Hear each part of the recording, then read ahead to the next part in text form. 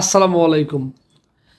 আজকের ভিডিওটার মধ্যে দুইটা ব্যক্তির বিষয়ে আমি কথা বলবো। যদি ভিডিওটা ভালো লাগে সবাই শেয়ার করে দিবেন এবং আমার পাশে থাকবেন। সবসময় আমি রঞ্জু সত্যের পথে চলি, ন্যায় কথা বলি।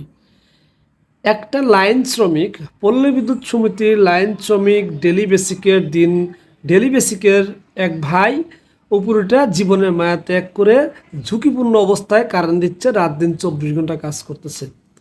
এবং নিচে যে ব্যক্তি দাঁড়িয়ে আছে লাইনম্যান, আর এক লাইনম্যান ভাই, সে নিয়মিত চাকরি করে। সে নিচের থেকে দেখাই দিচ্ছে যে তুমি এইভাবে কাজ করো, তুমি এইভাবে কাজ করো।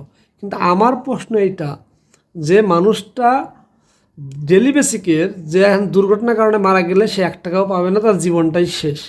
আর যে মানুষটা নিচে, সে তার চেয়ে ডাবল বেতন পাচ্ছে এবং দিন শেষে লক্ষ লক্ষ টাকা, কোটি টাকা নিয়ে বাসায় যাবে। আর সেই মানুষটা উপরে যে কাজ করছে, 1 টাকাও পাবে না। এই যে এত বড় একটা বৈষম্য রয়ে গেছে পল্লীবিদ্যুৎ সমিতি, এগুলো দেখার মতো কেউ নাই, বলার মতো কেউ নাই।